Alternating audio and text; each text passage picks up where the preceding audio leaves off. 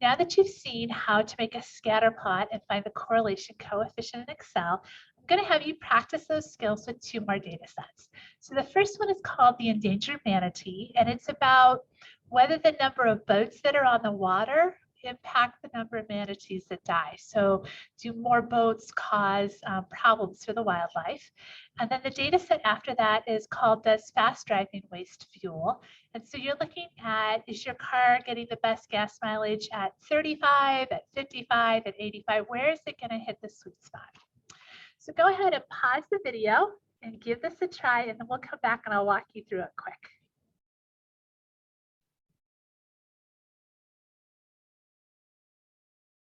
All right, so hopefully you gave those a try. I'm going to go ahead. I'm going to go through them more quickly than I did in the previous video, but let's see that here. So we have 3 columns of data for the manatees. We have the year the data was recorded in.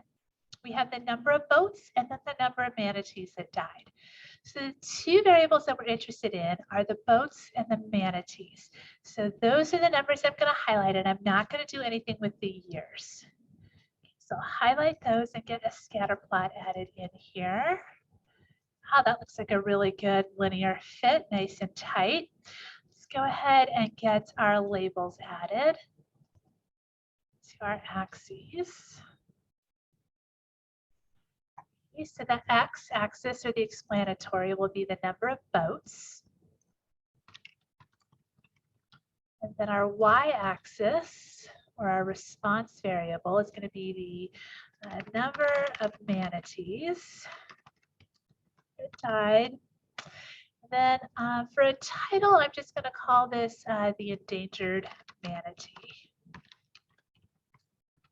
Just go with the title that the book gave to the problem, but you're welcome to name it something else.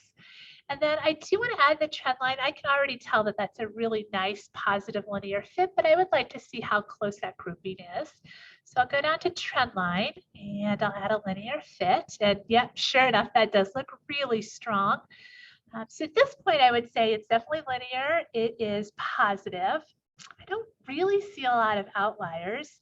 And that's typical when it's strong, that it's harder to see if there really are any outliers because they're just all so close to the line.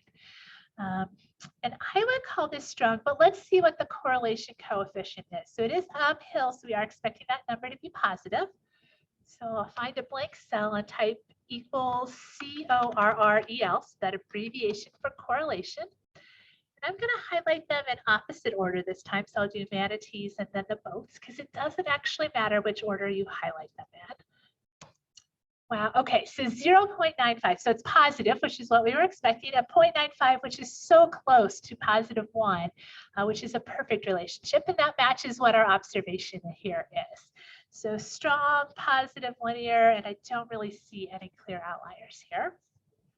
We do need to write that sentence to interpret the direction in context. So that sentence always goes as x increases, and then we talk about what y does.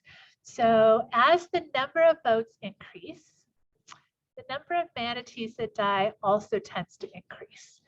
So this is suggesting that there is a pretty good relationship here between the number of boats and how many manatees and their life expectancy. So this is something that biologists would be really interested in. And then fast driving. So smaller data set, easier to highlight, and I will go ahead and put that in. And this scatter plot is very curved. So that means most of the other ways that we describe this aren't really going to fit well because this is curved. It is a nice curve though, there is a good relationship there. I'm not sure if the correlation coefficient is going to come out positive or negative because there's a downhill part and an uphill part, but let's see what we get out of that. I wouldn't expect it to be close to -1 or +1. I expect it to be closer to 0 since it's definitely not linear, but let's see what we get. Equals CORREL, and I'll highlight each of these columns. And we get -0.17. So the average overall is that it's a little bit on the downhill side, but it is very close to 0. So, which is what I would expect since it's not linear, and that correlation coefficient only measures that linear relationship. So the interesting thing about this is that even though the correlation coefficient is near 0, there is still a very clear and very nice pattern here. All right, we're gonna go back to the PowerPoint, so just hang tight for a second and we'll finish those questions that are at the bottom of the page for your notes. All right, so we have a true or false question to answer here, and it's related to the correlation coefficient being near 0. So we know that if it's near 0, that it can be just a cloud of glitter dust spread everywhere, and there's no pattern at all. So that's one way we can get R equals 0. But this question says, a scatter plot with a correlation coefficient near 0 can still have a pattern. It just can't be a linear one. The answer to that is true. We saw that in our last example with the fast driving, right? It was a very nice and clear curve, even though the correlation coefficient was near 0. So if R equals 0, you could have just a cloud of glitter dust, or any of these ones down here also have correlation coefficients near 0. Okay, so there's kind of two options. Either it's just nothing at all, or it's a pattern that's not linear. So that you can go ahead and sketch both of those on the bottom of your notes.